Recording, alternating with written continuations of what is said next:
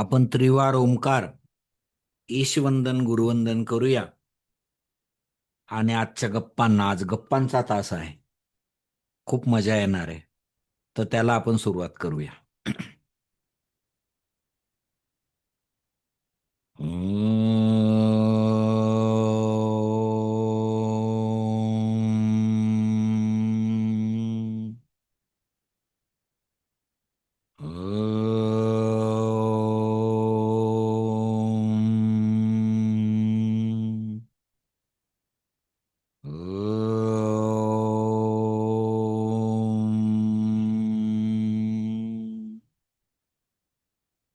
योगेन चित्तस्य पदेन वाचां मलं शरीरस्य च वैद्यकेन योपाकरोत्तं प्रवरं मुनीनां पतञ्जलिं प्राञ्जलिरानतोऽस्मि। गुरुर्ब्रह्मा गुरुर्विष्णू गुरुर्देवो महेश्वरः गुरुः साक्षात् परब्रह्म तस्मै श्री गुरवे नमः। ओम पूर्णमदः पूर्णमिदं पूर्णात् पूर्णमुदच्यते पूर्णस्य पूर्णमादाय पूर्णमेवावशिष्यते। ओम शांती शांती शांती। हरिओम। तुमच्या सर्वांमधल्या ईश्वरी तत्वाला माझं कृतज्ञतेने वंदन।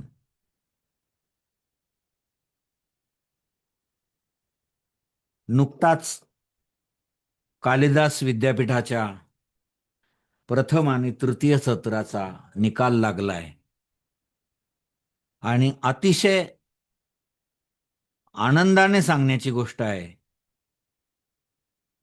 की अनेक जणांना 80%च्या वरती गुण मिळालेले आहेत. म्हणजे हे महर्षी पतंजलींचं प्रेमपत्र आलेलं आहे आपल्याला. एक मिनिट, हे ऐकलं का? आवाज करू. लेक्चर लेक्चर चालू आहे.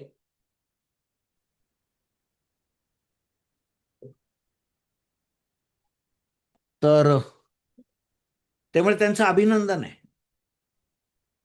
याचं कारण MA योगशास्त्र, याच्या पूर्वी स्थिती अशी होती काही वर्षांपूर्वीची की इंडियन फिलॉसॉफी किंवा पातंजल योगसूत्र हे दोन विषय विद्यार्थ्यांना इतके कठीण जायचे की त्यांना ज्या ठिकाणी शिकवलं जात असेल ते सगळं त्यांच्या डोक्यावरून जायचं आणि त्यामुळे गळतीचं प्रमाण खूप होतं. 20% मुलं प्रथम सत्रानंतर सोडूनच द्यायचे MA योग, की आपल्या this is none of my my business, असं त्यांना वाटायचं. आपल्याला MA योगशास्त्र करता येणं शक्य नाही, कारण इंडियन फिलॉसॉफी अत्यंत अवघड आहे, पातंजल योगसूत्र अत्यंत अवघड आहे आणि याच्यावरती विद्यापीठाने कुठलीही पुस्तकं प्रिस्क्राईब केलेली नाही. बऱ्याच ठिकाणी कॉलेजेसमध्ये कुठल्या तरी पुस्तकाचे झेरॉक्स काढून दिले जातात आणि विद्यार्थ्यांना ते श्रीनिवास दीक्षितांचं भारतीय तत्वज्ञान हे पुस्तक वाचा, चक्कर येईल फ्रीमध्ये. योग वाशिष्ठ वाचा, चक्कर येईल फ्रीमध्ये. हे तीन विषय अत्यंत अवघड वाटायचे. एक इंडियन फिलॉसॉफी, दोन पातंजल योगसूत्र आणि तीन योग वाशिष्ठ, हे विषय अतिशय अवघड वाटायचे. आणि म्हणून याच्यावरती काम करायचं आम्ही अनेक वर्षापूर्वी ठरवलं. कारण त्यांना जिथे शिक्षक शिकवले जात असतील त्या शिक्षकांचा माझं काही दुश्मनी नाही, पण मी सांगतो त्या त्यांच्या डोक्यावरून जायचं. स्पष्ट सांगतो मी. विद्यार्थ्यांना ओ का ठो काही कळत नव्हतं. अमुक एक, कारण समाजामध्ये एक गैरसमज आहे सध्या. काय गैरसमज आहे? सुरुवातीला मी 10 मिनिटं बोलणार आहे, नंतर तुम्हाला अनुभव कथन करायचंय, तुमच्यातले जे टॉपर्स आहेत त्यांनी बोलायचंय, आणि मग शेवटी 10 मिनिटं परत अभ्यास वर्गात आपण कशा कशा ऍक्टिव्हिटी करतो हे टेक्निकल माहिती प्राध्यापक चैतन्य सर सांगणार आहे. मी 10 ते 15 मिनिटं बोलेल. खरं तर मला तासभर बोलायचंय. पण घेऊ पुढे वेळ आणखी. गंमत अशी आहे की सध्या समाजामध्ये एक मोठे मिसअंडरस्टँडिंग आहे, एक मोठा गैरसमज आहे. अमुक अमुक प्रोफेसर खूप विद्वान आहेत. हो, बापरे बापरे, काय बुद्धिमत्ता आहे त्यांची. का बरं? कारण ते काय सांगतात ते कोणाला कळतच नाही. विद्वत्तेचा हा क्रायटेरिया आहे का? विद्वत्तेचा हा क्रायटेरिया आहे? मला आश्चर्य वाटतं. ते काय सांगतात ते कोणाला कळतच नाही. हा विद्वत्तेचा क्रायटेरिया नाही.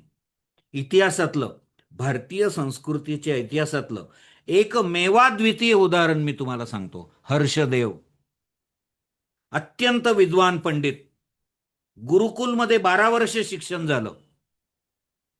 इतकी अफाट बुद्धिमत्ता त्यांची. आणि गुरुकुलातनं बाहेर पडणारा विद्यार्थी हा व्रतच नातक होऊन बाहेर पडायचा. घराच्या बरोबर संस्कृतीचं काम करायचंय, राष्ट्राचं काम करायचंय, हे त्याच्या मनावर बिंबवलेलं असायचं. आणि त्यामुळे हर्षदेव सगळीकडे फिरून ईश्वराचे सिद्धांत, संस्कृतीचे सिद्धांत, वेद उपनिषदांचे सिद्धांत सांगायला त्यांनी सुरुवात केली. पण ते इतके विद्वान होते, सरस्वतीने इतकं दिलं होतं त्यांना, ते लोकांच्या डोक्यावरून जायला लागलं. ते काय सांगायचे ते कळायचंच नाही, कारण ते इतक्या हाईटने बोलायचे. आता हर्षदेवांच्या हे लक्षात आलं काही दिवसांनी, की अरे लोकांच्या डोक्यावरून जात आहे आपण काय बोलतोय ते. ते एकांतात गेले आणि त्यांनी सरस्वती मातेची उपासना केली. कठोर तप केलं आणि सरस्वती माता त्यांना प्रसन्न झाली. हे खरी घडलेली घटना आहे, भारतीय संस्कृतीच्या इतिहासातली. काय दैदिप्यमान उदाहरणं आपल्याकडे आहेत ते लक्षात ठेवा. सरस्वती माता प्रसन्न झाली आणि ती म्हणाली, अरे हर्ष, तुला मी अगोदरच इतकी बुद्धिमत्ता दिलेली आहे, अजून कशाला उपासना करतोस? ते म्हणाले, माते तीच अडचण आहे, तू मला खूप बुद्धिमत्ता दिलेली आहे आणि त्यामुळे मी काय सांगतो ते लोकांना कळत नाही. मग सरस्वती माता म्हणाली, मग काय देऊ तुला? मला माझी बुद्धी कमी करून दे. ही हर्षदेवाची मागणी आहे. मी सांगितलेलं लोकांना कळालं पाहिजे. तेव्हा मला माझी बुद्धी कमी करून दे. विश्वाच्या इतिहासात असं दुसरं उदाहरण नाहीये, ज्याने देवाकडे उपासना करून बुद्धी कमी करून मागितली. आणि त्यामुळे विद्वत्तेचा हा क्रायटेरिया खोटा आहे, की तो काय सांगतो ते कोणालाच कळत नाही. काय उपयोग आहे त्याच्या बुद्धिमत्तेचा? तो सांगतो जे सिद्धांत, तो जे शिकवतोय, तो जे योगिक सायन्स सांगतोय, ते निरक्षराला सुद्धा कळालं पाहिजे. तर तो खरा विद्वान, तर खरी त्याच्यावर देवाची आणि गुरूंची कृपा.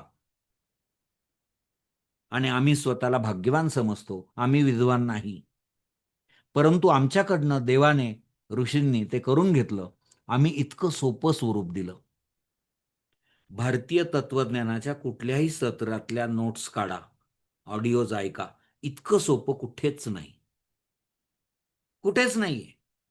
अगदी आपल्या अभ्यास वर्गाला विद्यापीठातले काही विद्यार्थी जॉईन आहेत, ते सांगतात इतकं सोपं तिथे पण नाही मिळत आम्हाला काहीच. आपण त्याच्या नोट्स किती, अहो साधा माणूस ज्याला योगाची काही बॅकग्राऊंड नाहीये, त्यांनी वाचलं तरी त्याला कळेल. आणि ऑडिओ, अनेक गृहिणी परीक्षेला जेव्हा येतात त्यावेळेला आवर्जून आम्हाला भेटायला येतात आणि काय सांगतात, की आम्ही घरामध्ये स्वयंपाक करत असतो ना, एकीकडे तुमची ऑडिओ चालू असते आणि आमचं सगळं घर ऐकतं. आणि परीक्षेला जेव्हा आम्ही लिहितो तर त्या नोट्स बाहेरचा अर्ध्या मार्काचं येत नाही, गॅरंटेड. परंतु गंमत अशी आहे की तो आवाज, ऑडिओ ज्या तुम्ही परत परत ऐकलेल्या आहेत, तो आवाज आमच्या कानात घुमत असतो, तोच पेपरमध्ये आम्ही लिहून काढतो. हे आत्तापर्यंत आलेल्या अनेक गृहिणींचं उत्तर आहे. आम्ही हे ईश्वराला वाहून देतो की हे तुझं आहे बाबा, हे सक्सेस तुझं, हे यश तुझं, हा सत्कार तुझा, हा सन्मान तुझा. कोणी जर नमस्कार केला मला, तर मी तो लगेच देवाला देऊन टाकतो. कारण तो नमस्कार माझ्याजवळ ठेवला तर माझा अहंकार वाढेल, माझं अधःपतन तिथून सुरू होईल. आणि म्हणून तो नमस्कार सुद्धा माझा नाही. हा देवा तुझा सत्कार आहे. गुरु हा तुमचा सत्कार आहे. माझे आध्यात्मिक गुरु पूजनीय पांडुरंग शास्त्री, ज्यांनी तत्वज्ञानाला अत्यंत सोपं केलं. पातंजल योगसूत्र आम्ही त्यांच्याकडून शिकलो 35-40 वर्षांपूर्वी. आणि म्हणून इतकी सोपी तुम्हाला सांगता येत आहेत. मग तो समाधीपाद असो, साधनपाद असो, विभूतीपाद असो की कैवल्यपाद असो, इतक्या सोप्या पद्धतीने तुम्हाला सांगता येतात. याचं कारण आणि भारतीय तत्वज्ञान सुद्धा इतकं सोपं मी सांगू शकतो, याचं कारण पूजनीय पांडुरंग शास्त्रीजी आहेत आणि माझे आध्यात्मिक गुरु स्वामी समर्थ आहेत. त्यांचा अनुग्रह माझ्यावरती आहे, त्यांचा आशीर्वाद माझ्या पाठीमागे आहे. आणि हे व्यासपीठ आहे, इथे भारतीय ऋषींना अमान्य असलेला एकही विचार सांगितला जात नाही. त्यामुळे याचं सामर्थ्य आम्ही किती विद्यार्थी समोर आहेत हे कधीच आजपर्यंत बघितलेलं नाही. तेव्हा तुमचं खूप खूप मनापासून अभिनंदन आहे.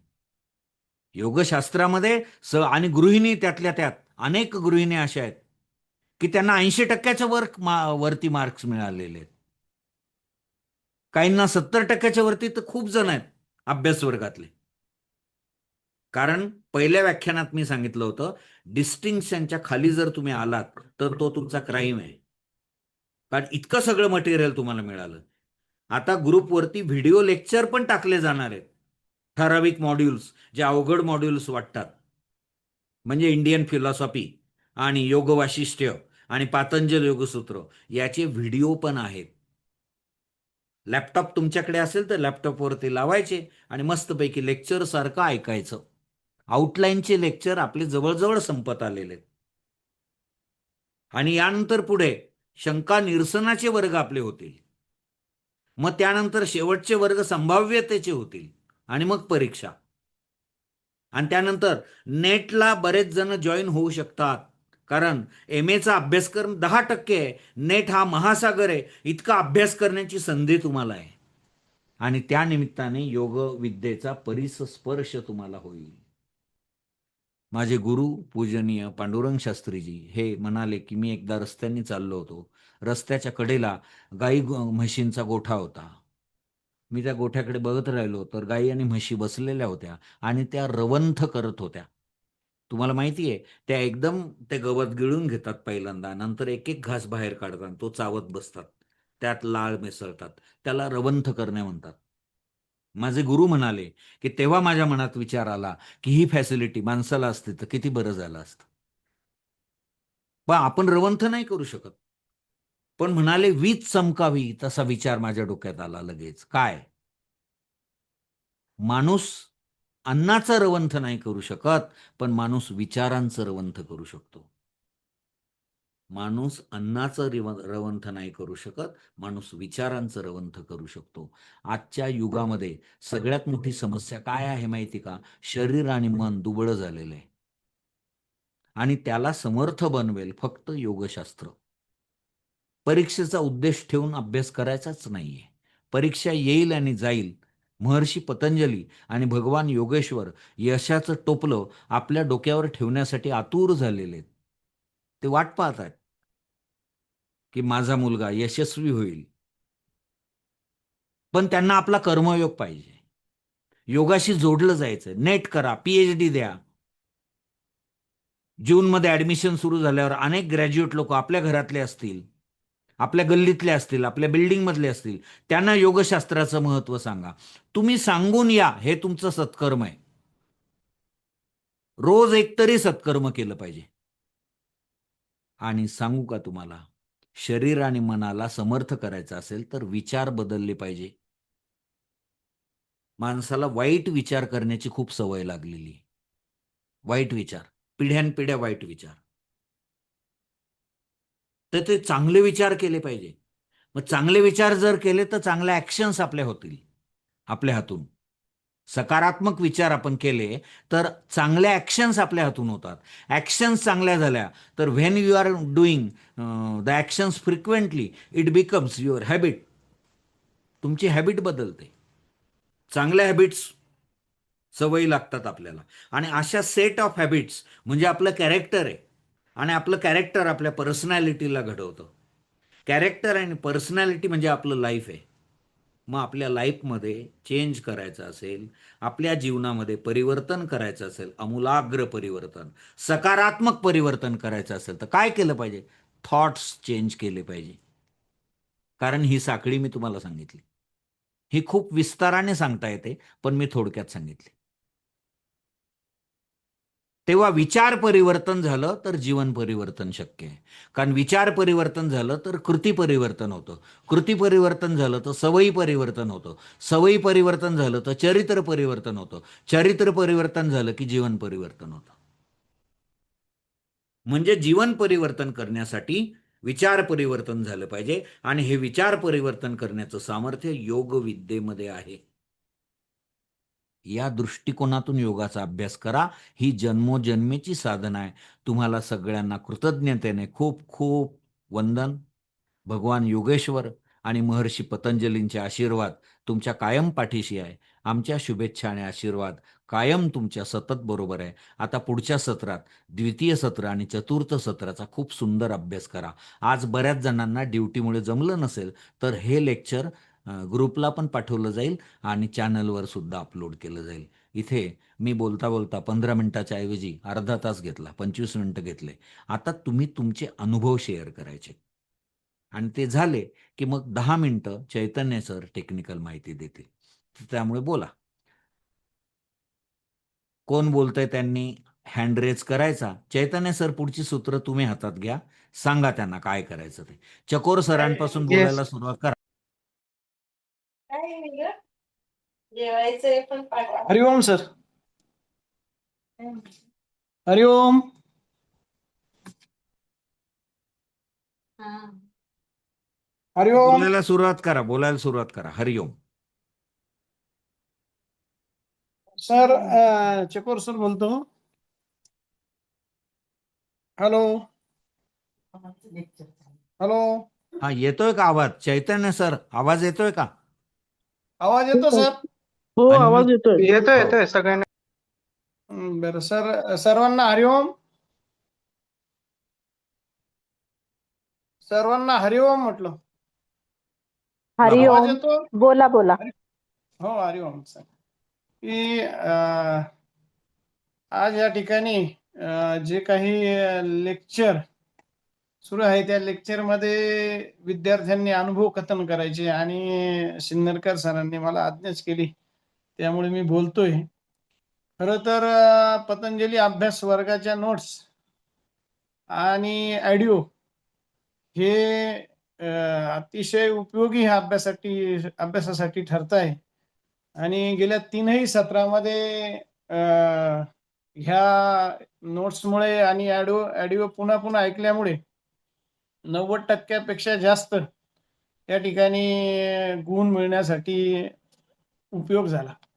खरं तर नोकरी करत असताना एवढा वेळ मिळत नाही, परंतु कामात असतानाही हे ऑडिओ पुन्हा पुन्हा ऐकल्याने त्याचा खूप उपयोग झाला. त्यानंतर नोट्स होत्याच, परंतु त्यावरनं आणखीही वेगवेगळ्या पॉइंट वेगवेगळ्या टॉपिकचे त्या ठिकाणी काढण्याचा प्रयत्न केला आणि त्याचाही उपयोग झाला. त्यानंतर प्रश्नपत्रिका सोडवत असताना सर्व प्रश्न सोडवण्याचा प्रयत्न केला, कारण वेळ कमी पडतो हा महत्वाचा त्या ठिकाणी प्रश्न असतो आणि म्हणून वेळेत पेपर कसा कव्हर होईल यासाठी प्रयत्न केला. सरांनी वेळोवेळी सांगितल्याप्रमाणे, कुलकर्णी सर असतील, सिन्नरकर सर असतील, त्यांनी सांगितल्याप्रमाणे दीर्घोत्तरी प्रश्न 2-3 पानापेक्षा जास्त लिहिला नाही आणि ज्या टिपा असतील ते 1 ते 2 पानामध्ये त्या संपवल्या. अभ्यास करत असताना प्रथमतः प्रश्नपत्रिकेचं स्वरूप महत्वाचं असतं आणि ते स्वरूप वेळोवेळी त्या ठिकाणी आपल्या ह्या अभ्यास वर्गातून माहिती झालं आणि मागच्या 4-5 वर्षाच्या ज्या प्रश्नपत्रिका आहे ह्या बघितल्यानंतर, त्या सोडवल्यानंतर त्या ठिकाणी कशा प्रकारचे प्रश्न येतील आणि आपण जास्तीत जास्त कसं लिहिता येईल यासाठी प्रयत्न केला. सरांनी सांगितलेल्या मार्गदर्शनानुसार प्रत्येक मुद्दे म्हणजे एखादा टॉपिक जर असेल तर त्या टॉपिकवर असणारे उप टॉपिक आणि ते उप टॉपिक त्याच्या नोट्स काढून आणि ते त्याचं मनन चिंतन ते पाठांतर केल्यामुळे निश्चितच त्याचाही फायदा झाला. कारण टॉपिक जर आपल्याला माहिती असेल तर मध्ये त्याच्या अनुषंगाने लिहिणं सोपं जातं. आणि अशा प्रकारे सर्व विषयांचा जो अभ्यासक्रम आहे तो अभ्यासक्रम समजून घेतल्यामुळे, कारण हाही बराच प्रश्न असतो की पहिल्या विषयामध्ये कोणकोणते टॉपिक आहे, दुसऱ्या विषयामध्ये कोणकोणते टॉपिक आहे, या सर्व गोष्टींची माहिती होणं गरजेचं आहे. जर अभ्यासक्रम आपल्याला माहिती असेल, अभ्यासक्रम जर समजून घेतला तर मला वाटतं अभ्यास करणं काही कठीण नसतं. आणि म्हणून ह्या सर्व ज्या गोष्टी आहे ह्या सर्व गोष्टी समजून घेतल्यानंतर आपल्याला मला असं वाटतं की MA योगशास्त्राचा अभ्यास तसा काही कठीण नाही. आणि खरं तर हा आपल्या दैनंदिन जीवनाशी निगडीत असल्यामुळे, भक्ती आणि शक्तीचा योग असल्यामुळे निश्चितच एक आपल्या जिव्हाळ्याचा विषय म्हणून जर आपण त्याच्याकडे बघितलं, जीवनाशी जर आपल्याला योगशास्त्राला जोडलं तर अभ्यास करणं काही कठीण जाणार नाही आणि कठीण नाहीये.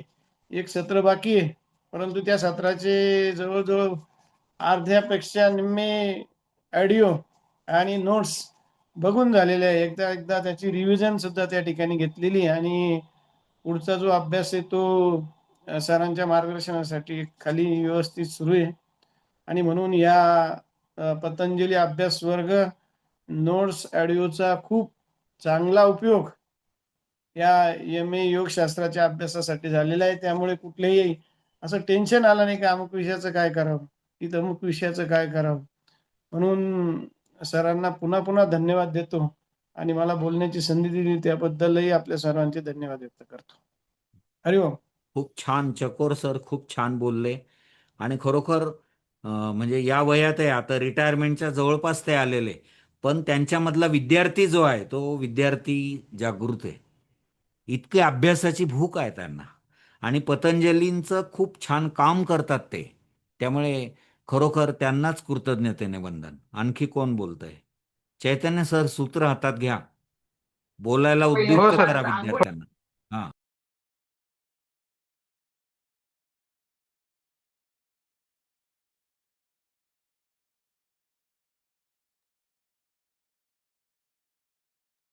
चला बोला कोणीतरी. अर्चनाताई, कविताताई, कीर्तिताई,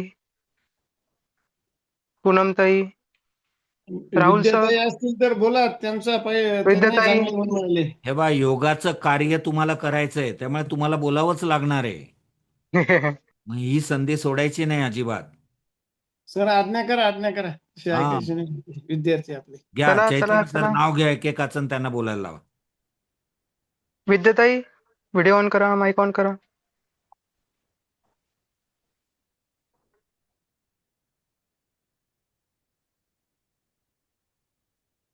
चला कोणीतरी बोला.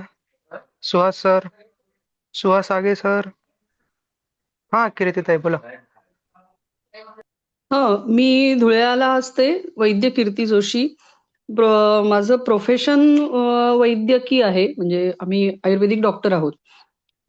आम्हाला सेकंड इयरला असतानाच योगशास्त्र हा विषय होता, पण आता MA योगशास्त्र करताना अतिशय डीपली हा अभ्यास आम्ही करत आहोत आणि अनेक विषय जे आहेत त्यातले, म्हणजे पॉइंट्स ज्याला म्हणू आपण, ते खूपच चांगल्या पद्धतीने तुमच्या नोट्स आणि ऑडिओचा फारच फायदा होतो. कारण आम्ही एक तर व्यवसाय करतोय, शिवाय गृहिणी, म्हणजे घरही बघावं लागतं. त्यामुळे या ऑडिओ आमच्या सुरू असतात. एकीकडे स्वयंपाक, जसं सिन्नरकर सर मगाशी म्हणाले, तर खरोखर तसंच करावं लागतं. एकीकडे ऑडिओ लावून ठेवावं लागतं, ऐकावं लागतं. नंतर त्याचं चिंतन मनन करत जेव्हा नोट्स समोर येतात तेव्हा म्हणजे एक एक पॉइंट्स हायलाईट करायचे, ते करून त्याप्रमाणे अभ्यास करायची सवय लागली. आणि त्यांनी टायमिंग जे सांगितलं की वेळेत पेपर पूर्ण करण्यासाठी, जे आता आधीच्या वक्त्यांनी पण सांगितलं, त्याचा फार उपयोग होतो.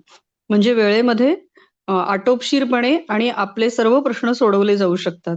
हे मार्गदर्शन खूप उत्तम केलं गेलं आम्हाला आणि त्याचा निश्चितच उपयोग झाला. धन्यवाद. कीर्तीताई, खूप छान प्रतिक्रिया तुम्ही व्यक्त केली आणि आयुर्वेदाच्या तुम्ही डॉक्टर आहात. तर मला एक मुद्दा खूप महत्त्वाचा सांगावासा वाटतो. मी काउन्सिलिंगमध्ये तो प्रत्येकाला सांगत असतो. तो असा की जर्नी ऑफ ड्रग्स कसं होतं, म्हणजे औषधांचा प्रवास कसा होत असतो. आपण सध्या आपल्याला ॲलोपथीची सवय लागलेली आणि ॲलोपथी ही अर्धवट पॅथी आहे. शरीराला मारणारी पॅथी आहे. कोणी कोणी ॲलोपॅथीचे डॉक्टर असेल तर मला माफ करा, पण हे सत्य आहे. हो, ॲलोपॅथीने कोणताही रोग बरा झाल्याचं जगात उदाहरण नाही. का? तर जर्नी ऑफ ड्रग्ज मी तुम्हाला सांगतो एक 2 मिनिटामध्ये. आपण पहिल्यांदा ॲलोपॅथीची गोळी घेतो आणि ती कुठे टाकतो? तोंडात. म्हणजे फर्स्ट माउथमधून कुठे जाते ती? स्टमकमध्ये. स्टमकमधून कुठे जाते ती? इंटेस्टाईनमधून कुठे जाते ती? लिव्हर. आणि लिव्हर त्या गोळीला अडवतो आणि लिव्हर RNA आणि DNA ला विचारतो की याला आत घ्यायचं का. आता DNA आणि RNA लाखो वर्ष जुन्या वस्तूंनाच फक्त ओळखतात. ॲलोपॅथीची औषधं आत्ता 100-200 वर्षापूर्वीची आहे. त्यामुळे DNA आणि RNA उत्तर देतात, अजिबात घेऊ नका या गोळीला आतमध्ये. मग ते ॲलोपॅथीचं औषध इंटेस्टाईनमध्ये फेकून दिलं जातं आणि इंटेस्टाईनमधून लॅट्रिन वाटे ते बाहेर पडतं. मग आता डॉक्टर एक युक्ती करतात. समजा डायबिटीस आपल्याला डिटेक्ट झाला, तर डायबिटीसची 100 mg ची गोळी लागणार असेल तर ते आपल्याला 200 mg ची देतात. म्हणजे काय करतं? लिव्हर 100 mg ला अडवतं आणि 100 mg बळजबरीने आत घुसतं. त्याच्यात मेटॅमॉर्फिन असतं. ते मेटॅमॉर्फिन काय करतं? रिलोकेशन ऑफ गार्बेज, म्हणजे इकडचा कचरा झाडून तिकडे. फक्त ग्लुकोमीटरवर तुम्हाला साखर कमी झालेली दिसते बरं का, पण ती साखर सांध्यांमध्ये साठवली जाते, रेटिनामध्ये साठवली जाते, गुडघ्यामध्ये साठवली जाते, लिव्हर किडनीमध्ये साठवले जाते आणि पुढे हे अवयव डॅमेज होतात. मग पुढे ब्रेन काय करतं? लिव्हरला सांगतं, अरे 100 mg आतमध्ये जाते, मग तू आता असं कर, स्वतःला अपग्रेड कर. मग लिव्हर, आपलं शरीर अतिशय इंटेलिजंट आहे, अत्यंत हुशार आहे शरीर. लिव्हर स्वतःला अपग्रेड करतं आणि आता ते 200 mg अडवायला लागतं. मग पूर्वी 200 mg च्या गोळीने शुगर कंट्रोल होत होती, आता होत नाही. काही वर्षांनी होत नाही. मग तुम्ही डॉक्टरकडे जाता, डॉक्टर मी ती गोळी घेतोय 200 mg ची, पण शुगर आता परत कंट्रोलमध्ये नाही होत. मग डॉक्टर 400 mg ची गोळी देतात. असा खेळ चालत राहतो 1000-1500 mg पर्यंत आणि नंतर त्याला इन्शुलिनवर जावं लागतं. हळूहळू तो मृत्यूकडे वाटचाल करत असतो. व्हाईल आयुर्वेदिक औषधं जर घेतली तर ती माउथमध्ये जातात, तिथून स्टमकमध्ये, तिथून इंटेस्टाईन, तिथून लिव्हर त्यांना अडवतो. DNA RNA ला विचारतो, यांना आतमध्ये घ्यायचं का? ते म्हणतात घ्या, कारण वनस्पती लाखो वर्ष जुने आहेत. ती औषधं आतमध्ये जातात आणि ती कचरा झाडत नाही, ती काय करतात? पॅनक्रियाला स्टिम्युलेट करतात. मग त्याच्यात विजयसार आहे, इंद्रजव आहे, कारल्याची पावडर आहे, गुडमार आहे, मेथी आहे, किती वनस्पती आहेत. त्याचं चूर्ण आम्ही डायबिटीसचं बनवतो आणि देतो, त्याचे भयंकर चांगले रिझल्ट आहे. माझे 500 साखर फक्त आहाराने मी आता 90-120 केली, 4 महिने ॲटोफेगी तंत्रज्ञानाने. पुढे कधीतरी ॲटोफेगी म्हणजे काय ते सांगेल. तर ड्रग ऑफ जर्नी आपल्याला माहिती पाहिजे. म्हणून ॲलोपॅथिक ड्रग कुठलाही विकार बरा करत नाहीत. आयुष्यभर त्या गोळ्या घ्याव्या लागतात आणि ऑर्गन डॅमेज होतात आतले. म्हणून आयुर्वेद महत्वाचा आहे. आपल्या ऋषींनी जे सांगितलेलं आहे, वाग्भट संहितेत असेल, सुश्रुत संहितेत असेल, निघंटू संहितेत असेल, मी आता सध्या अष्टांग हृदयम वाचतोय, ते सांगतात जेवणानंतर पाणी पिऊ नका, भोजनांते पिबेत वारिम विषम. खूप मस्त मस्त सूत्र मी लिहून काढतोय ती, त्यातली महत्वाची 56 सूत्र महत्वाची, त्या 7000 मधली. तर भोजनांते पिबेत वारिम विषम, जेवणानंतर पाणी पिलं तर ते विष आहे, म्हणून 1-1.5 तासाने पाणी प्या, वाग्भट म्हणतात. आणि मग ते त्यांनी काय काय प्यायला सांगितलंय ते म्हणतात, निशांते पिबेत वारिम, म्हणजे रात्र संपली की सकाळी उठल्यावर तुम्ही पाणी प्या. सकाळी पाणी प्यायला सांगितलंय. भोजनांते पिबेत तक्रम, जेवण झाल्यावरती ताक प्या आणि दिनांते पिबेत पयाहा. दिवसाच्या शेवटी रात्री झोपताना दूध प्या. मग तिथे वैद्य त्या घरात जाणार नाही. खूप सुंदर आहे. एक सूत्र असं आहे, सूर्य ज्या घरात जातो त्या घरात वैद्य, त्या घरात डॉक्टर जात नाही. फार छान. तर कीर्तिताईंचं अभिनंदन. खूप छान प्रतिक्रिया त्याने दिली. आता पुढे कोण आहे बोला. चैतन्य सर नाव घ्या एकेकाचं.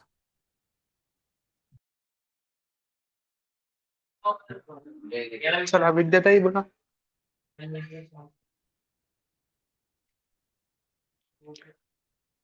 हम्म, कविताताई, कविता फाफळे, अर्चनाताई. बोला. सर मी म्हणजे सेकंड इयर थर्ड सेमला तुमच्या नोट्स हे केल्या होत्या. तर त्यांनी ना जो आपला योग वशिष्ठ आहे, तो योग वशिष्ठची जी तुम्ही स्टोरी सांगितली ना, त्याच्यामध्येच मला योग वशिष्ठ समजला. त्याच्या आधी काहीच समजलं नव्हतं. आणि मला जेवढं समजलं मी तो दुसऱ्यांना पण सांगितला. तुम्ही जी स्टोरी सांगितली होती त्या स्टोरीवरनं.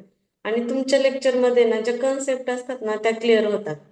नोकरी, घर याच्यामुळे ना जास्त अभ्यास करायला वेळ नाही मिळत. पण तुमचे लेक्चर जरी ऐकले ना तरी पेपर लिहू शकतो. आणि मागच्या वर्षी पण मी तुमच्या सेमला तुमचे लेक्चर ऐकले.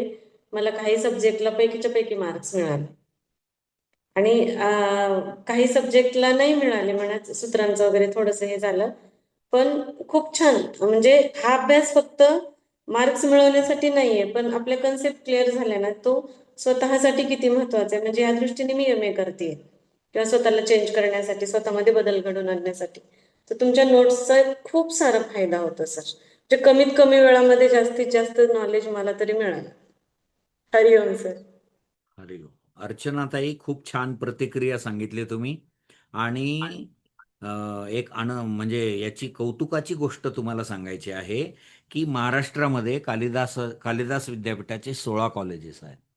त्या 16 कॉलेजेसमध्ये 80% संख्या गृहिणींची आहे. 20% फक्त पुरुष आहेत. आणि या गृहिणींना डबल जबाबदारी असते. बाहेर पण कमावण्यासाठी त्या जातात. घरात आल्यावर सगळं घरचं काम त्या करतात. हा भाऊ घरी आल्यावर काहीच करत नाही. म्हणजे जे करत असतील त्यांना नमस्कार आहे, पण बाकीचा हा पेपर वाचत बसतो, टीव्ही पाहत बसतो. तर असाच एक माणूस बसलेला होता गॅलरीमध्ये. आणि त्यांनी पत्नीला हाका मारायला सुरुवात केली. ती बिचारी ऑफिसवरनं आलेली दमून भागून स्वयंपाक करत होती. तो म्हणाला, ये तू. अहो थांबा, मी स्वयंपाक नाही, तू इकडे ये म्हणे. काय? तो म्हणे, मला एक कप कॉफी. ती म्हणाली, अहो माझ्या हात पिठाने भरलेले, थांबा, मला नाही, मला कॉफी दे. काय करणार ती? गेली बिचारी. खूप सहनशील असतात स्त्रिया. आणि ती कॉफी करून घेऊन आली. तेवढ्यात एक चिमणी रॅलिंगवर आलेली होती. खाली एक चिमणा होता. आणि ती चिमणी दातात गवताची काडी घेऊन काहीतरी चिवचिव चिवचिव करत होती. तिने कॉफी दिली त्या गृहिणीने आणि जायला लागली. हिने परत तिला बोलव, अहो थांब, मला स्वयंपाक कर. नाही नाही, इकडे काय. ही चिमणी त्या चिमण्याला काय म्हणत असेल? दातात गवताची काडी घेऊन काय म्हणत असेल? शेवटी ती गृहिणी चिडली. तिने चिडून उत्तर दिलं की ती चिमणी त्या चिमण्याला सांगत असेल, तू घरात काडीचंही काम करत नाहीस. असं घराघरातलं चित्र आहे. आणि तरी सुद्धा गृहिणी इतके चांगले गुण संपादन करतात. त्यामुळे त्या गृहिणींचं खरंच खरोखर नमस्कार आहे त्या गृहिणींना. बोला पुढे. चलो पुढे कोण बोलतंय?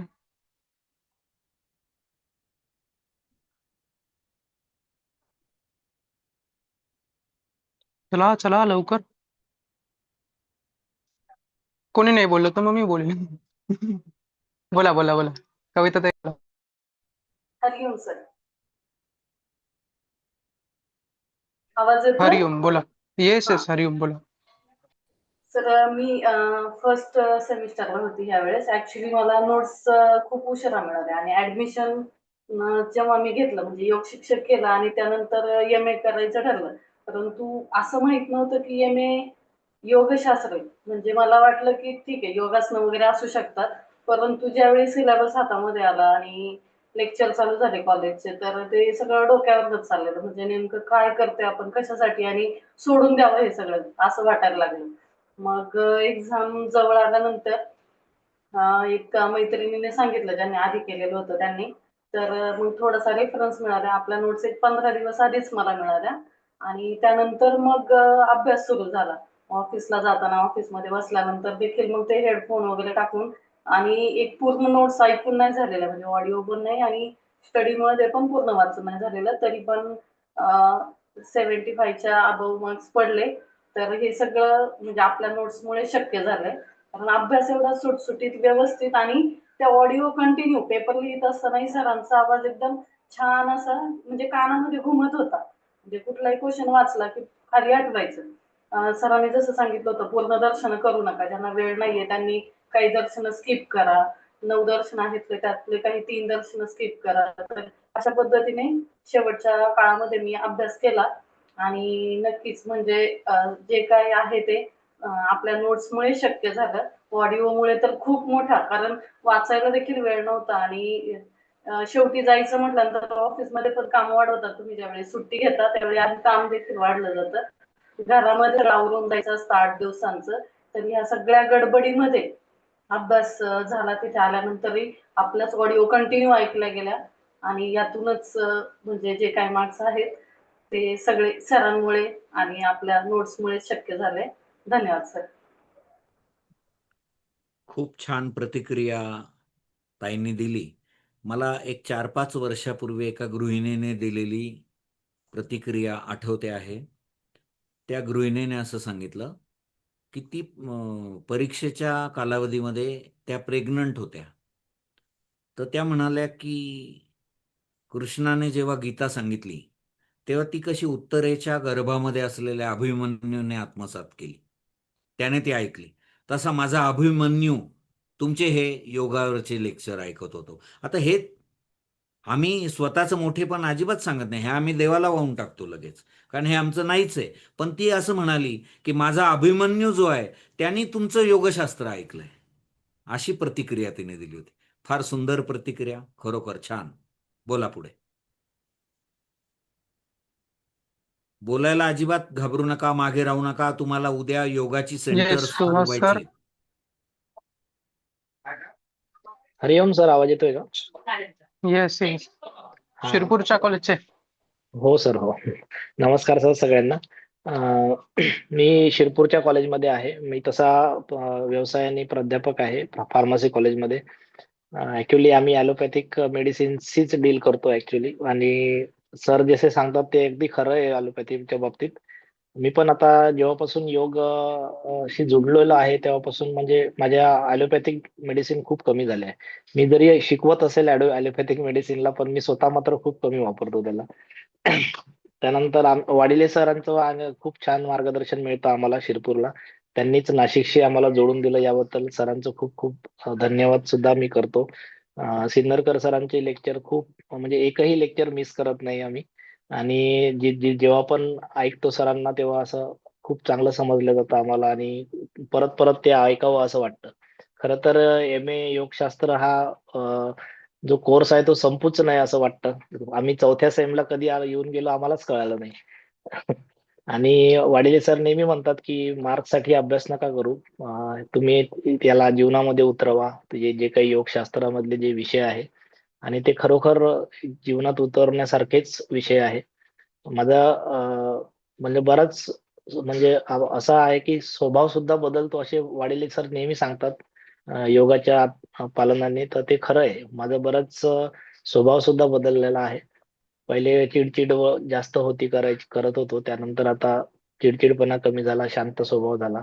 आणि माझ्या म्हणजे शारीरिक पण बराच फरक झाला. 2 वर्षा पहिले माझं बरंच वजन जास्त होतं, आता नियमित योगाभ्यासामुळे सुद्धा वजन वगैरे कमी झालेलं आहे. आणि मानसिकरित्या सुद्धा खूप फरक पडतोय. तर असं वाटतं की हा कोर्स कधीच संपू नये. त्यामुळं मी म्हणजे सरांचे नोट्स वगैरे पण नाशिकचे जे नोट्स आहेत ते खूप कामात पडतात आम्हाला. पहिल्या सत्राला आम्हाला एवढी माहिती नव्हती, त्यामुळे पहिल्या सत्राला आम्ही खूप सारे म्हणजे सिनियर्स वगैरेला विचारून ते जे द्यायचे त्यांचे झेरॉक्स काढायचो. 30-30, 40-40 पेज. कुठं काय वाचायचं ते कळायचंच नाही. पण नंतर मग जेव्हा सेकंड सेमिस्टर पासून आम्हाला माहित पडलं की या नोट्स असतात, त्यानंतर आम्ही कधीच इतर कुठल्याच झेरॉक्स वगैरेच्या फंद्यात कधीच पडलो नाही. आम्हाला जे जे काही पाहिजे असेल ते सगळं उत्तर त्या नोट्समध्ये मिळायचं. त्यामुळे त्यानंतर मात्र नियमितपणे आम्ही याच्या नोट्स, नाशिकच्या ज्या नोट्स आहे, पतंजलीच्या नोट्स, ते नेहमी वापरतो.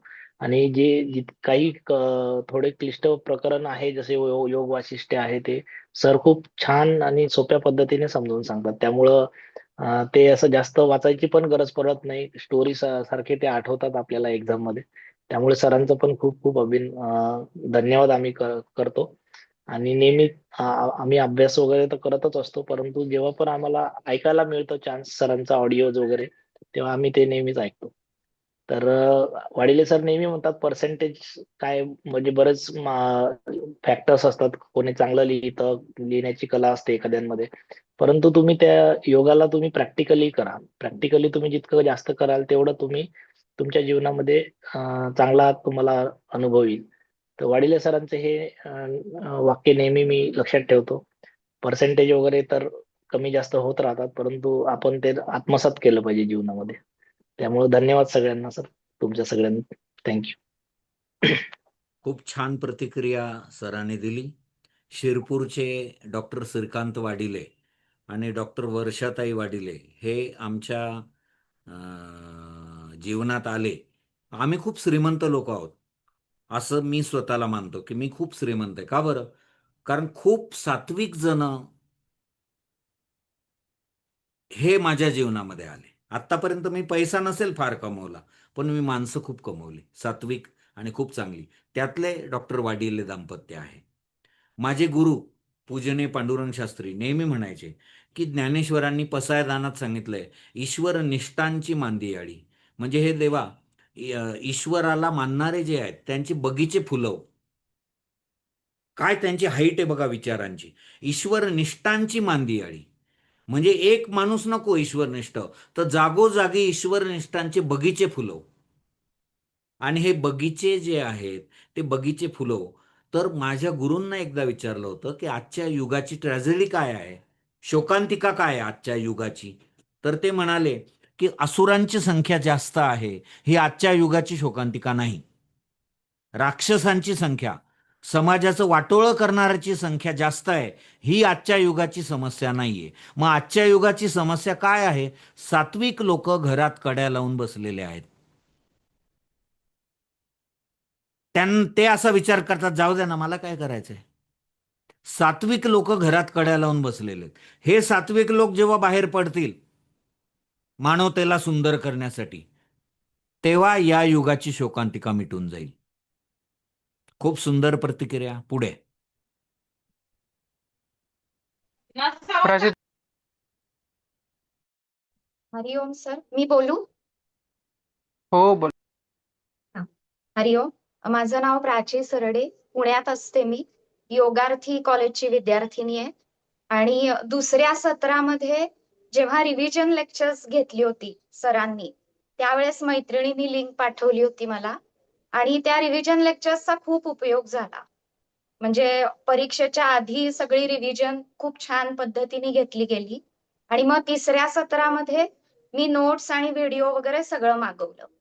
तिसऱ्या सत्राची पण रिव्हिजन लेक्चर्स खूप छान झाली. आणि योग वासिष्ठसाठी आणि पातंजल योग सूत्रांसाठी खूप छान फायदा झाला.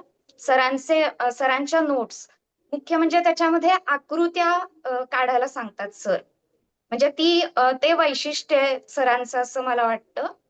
कारण सायन्सचे जे सब्जेक्ट असतात त्याच्यामध्ये आपण आकृत्या काढतो, पण फिलॉसॉफी किंवा तत्वज्ञान या विषयामध्ये आकृत्या काढून आपण एखादा टॉपिक समजावून सांगणं, हे मला वैशिष्ट्य वाटलं आणि खूप उपयोग झाला. त्याबद्दल मनपूर्वक धन्यवाद. खूप छान. खूप छान प्रतिक्रिया. बोला आणखी. अजून कोण? ओके. येस.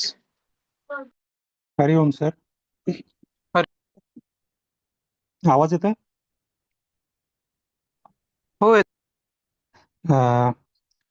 नमस्ते. मी अप्पासाहेब चव्हाण. मी योग विद्याधाम नाशिकचा विद्यार्थी आहे. By profession me chemical engineer आहे आणि एका केमिकल फॅक्टरीमध्ये ॲज अ मॅनेजर म्हणून काम करतो. पहिली आणि दुसरी सेमिस्टर मी एकत्र दिली होती. लीवचा प्रॉब्लेम होता त्यामुळं. आणि सिन्नरकर सरांच्या नोट्स मी आत्ता 4th सेमिस्टरसाठी विकत घेतल्या किंवा त्यांचा हा वर्ग जॉईन केला. पहिल्या दुसऱ्या सेमिस्टरला दोन्ही परीक्षा एकत्र देत होतो तेव्हा साधारणतः प्रत्येक विषयाच्या जवळजवळ 200 ते 300 पेजेसच्या प्रिंटआउट, काही चॅट जीपीटी, काही नेटवरून, काही म्हणजे कॉलेजने दिलेले नोट्स, अशा एवढा मी बंचेस बनवले होते आणि तेवढे सगळे एक ट्रंक भरून कॅरी करून मी एक्झामला आलो होतो. आणि प्रत्येक विषयामध्ये नक्की काय आहे हे एवढं फक्त माहिती होतं. इंजिनिअरिंग बॅकग्राऊंड असल्यामुळं मोस्टली काही लोक असतील तर त्यांना माहिती आहे की हे लोक नेहमी एक्झामच्या आदल्या दिवशी किंवा एक्झामच्या अगदी त्या काळातच खूप अभ्यास करतात. आधीपासून अभ्यास करायची सवय आधी, म्हणजे बऱ्याचदा असाच टाइमपास होतो आणि एकदम एक्झाम जवळ झाल्यावर रात्रंदिवस फक्त त्याच्यातच पडून राहायचं, ही सवय.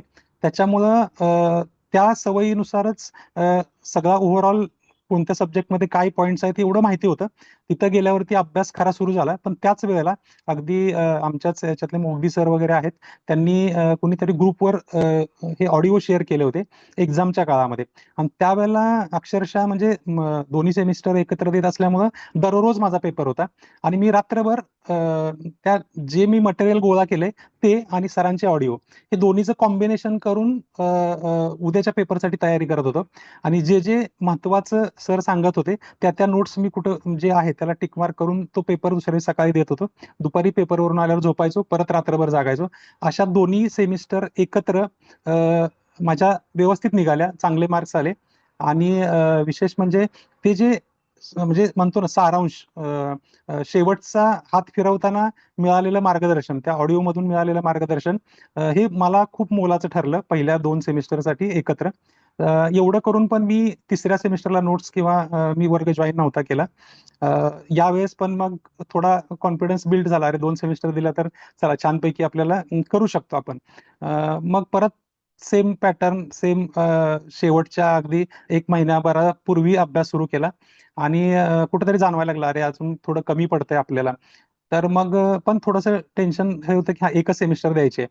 मग शेवटी परत जे लिंक आली आणि त्याच्यावर चैतन्य सरांनी ओव्हरऑल विषयाचा पूर्ण गाभा काय आहे आणि विषय पूर्ण, त्यावेळेला खरी रिव्हिजन त्यावेळेला झाली. म्हणजे प्रत्येक टॉपिकमध्ये काय आहे, त्या टॉपिकमध्ये काय दिलंय याचं थोडं थोडं नॉलेज होतं. पण जेव्हा त्यांनी रिव्हिजन घेतली, त्या रिव्हिजन आणि नंतर मिळालेले युट्यूबचे काय बारामती सिन्नरकर सरांनी एका सराव वर्गात सांगितलं की बारामतीच्या कॉलेजला लेक्चर युट्यूबवर आहेत, काही ठिकाणी परत मग असे कुणाकडून जे भेटतील ते एकदम एंड मोमेंटला त्याचा एवढा फायदा झाला की त्याच्यामुळं परत एकदा 3rd सेमिस्टरला चांगले म्हणजे गुण मिळाले. आणि मग त्यावेळेला थोडंसं वाटलं की नाही आता नोट्स आपण घ्यायला पाहिजेत किंवा आपण प्रॉपरली कोचिंग न केलं तर बरंच काही करू शकतो. प्रॉपर कोचिंग, आणि हे मला एक क्लिक झालं. मी लास्ट आपल्या डिसेंबरच्या नेट एक्झामसाठी पण मी अपेअर केलं होतं. अशीच टाइमपास म्हणून म्हटलं देऊन बघूया काय असतो पॅटर्न नेट एक्झामसाठी. अभ्यास तसा नेटसाठी काहीच नव्हता, पण तरी पण 140 मार्क्स आले. 160ला कट ऑफ लागला PhD साठीचा. आणि तेव्हा जाणवलं की अरे थोडंसं कोचिंग जर मला भेटलं असतं 100% आपण फर्स्ट अटेम्प्ट मध्ये नेट काढू शकलो असतो. पण तेव्हा म्हणजे ह्या ज्या सरांनी ज्या पद्धतीने सांगतात किंवा ज्या पद्धतीने गाईड करतात, तो वे एकदम एंड मोमेंटला आपण जर केला तर एवढा छान मार्गदर्शन होऊन आपण काही करू शकतो. तर सुरुवातीपासून जर केलं तर किती बदल होऊ शकतो. तर याच्यामधून आणि जे अगदी ज्ञान म्हणजे कॉलेजने दिलेल्या नोट्स, चॅट जीपीटी किंवा नेट इंटरनेटवरचं मटेरियल हे सगळं गोळा करून पण ते एकाच कथेमार्फत किंवा कथेतून सांगण्याची जी कला आहे आणि त्याच्यामुळे होणारं आकलन आहे किंवा त्याच्यामुळं जे कन्सेप्ट डोक्यात जे जातात आणि ते मग पेपरमध्ये उतरले जातात, ते खूप अद्भुत आहे. आणि त्यामुळं सरांना म्हणजे मग आमचं काही मेंबरचं डिस्कशन पण झालं की नेटसाठी पण आपण सरांना विचारूया की आम्हाला गाईड कराल का किंवा काय. आणि मग त्यामुळं खूप छान वाटलं की थोडंसं लेट आणि काही गोष्टी सर मी पाळल्या पण नाहीत. अगदी प्रामाणिकपणे मी हे करतो, अॅक्नॉलेज करतो की तुम्ही सांगत होतात की म्हणजे मी पहिल्या सेमिस्टरच्या एक्झामच्या वेळेला पण जेव्हा काही ऑडिओमध्ये ऐकलं होतं की 16 मार्काला म्हणजे जो प्रश्न असेल तो 2.5 पेजेसचा लिहायचा आणि 8 मार्काला 1.5 पेजेसचा वगैरे. पण पूर्ण मीडियम एज्युकेशनचं इंग्लिश असल्यामुळे मराठीमध्ये एवढं लिहू शकू का नाही हा गॅरंटी नव्हती. त्यामुळं पेपर खूप सुसाट लिहायचा पहिल्यांदा हे केलं आणि त्यामुळे पेपर लिहिताना अगदी 16 मार्काचे प्रश्न 4.5-5 पेजेस पर्यंत लिहायचो आणि हीच सवय थर्ड सेमिस्टर पर्यंत मी कंटिन्यू केली. पेपर उरकत होते, स्पीड चांगला आला होता आणि मला माहित नाही पण म्हणजे पण आत्ता असं ठरवलं की नाही, आता जरा थोडंसं ऐकून बघावं. 2.5 पेजेसमध्ये लिहिलं तर अजून खरं खूप छान मार्क्स मिळतील किंवा हे जे तुमचे छोटे छोटे पॉईंट्स आहेत की हे जर आपण जर अंमलात आणले तर 100% आपण म्हणजे एका या पायरीवरून एक चांगली उंची गाठू शकतो. तर म्हणजे याचा मला पर्सनली खूप फायदा झाला आणि चैतन्य सर किंवा सिन्नरकर सर खूप खूप धन्यवाद. छान खूप छान. प्रतिक्रिया आहे. आता चैतन्य सर कन्क्लूड करा, कारण येस, आपल्याला कन्क्लूड वेळ करतो. पाहायची आहे. हा. हो, येस. सगळ्यांना हरिओम. खूप छान छान सगळ्यांच्या प्रतिक्रिया आहेत आणि याच्यावरनं एकच गोष्ट कळते की योगाभ्यास हा फक्त परीक्षेपुरता न राहता आता हळूहळू तो आपल्या जीवनामध्ये येत लागलेला आहे. आणि जेव्हा योगाभ्यास आपल्या जीवनामध्ये येतो तेव्हा ऍक्च्युअल त्या शिक्षणाचा उपयोग आणि त्याचा पर्पज पूर्ण होतो.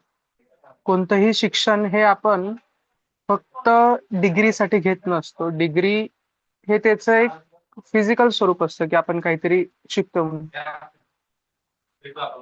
पण जेव्हा आपण ती गोष्ट अंमलात आणतो आणि आपल्यामुळे दुसऱ्यांना त्याचा फायदा होतो तेव्हा ते शिक्षण खऱ्या अर्थाने परिपूर्ण घडतं.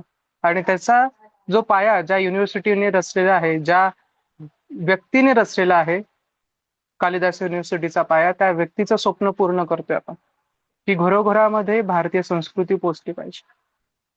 त्यामुळे सगळ्यांचे खूप खूप अभिनंदन. ज्यांनी अजूनही एम ए योगशास्त्राच्या आपल्या सेकंड सेमिस्टर आणि फोर्थ सेमिस्टरच्या अभ्यास वर्गाला ऍडमिशन घेतलेली नसेल त्यांनी लवकरात लवकर ऍडमिशन घ्या आणि नेटच्या क्लाससाठी पण ज्यांना ऍडमिशन घ्यायची त्यांनी लवकरात लवकर घ्या, म्हणजे आपल्याला वर्ग पण सुरू करता येईल. कमीत कमी 10 ते 15 ऍडमिशन झाल्याशिवाय आपल्याला वर्ग सुरू करता येत नाही आणि जेवढा उशिरा वर्ग चालू होतो तेवढा आपला अभ्यास करायचं प्रेशर वाढतं. त्यामुळे लवकरात लवकर निर्णय घ्या. ठीक आहे. हरिओम. शुभरात्री.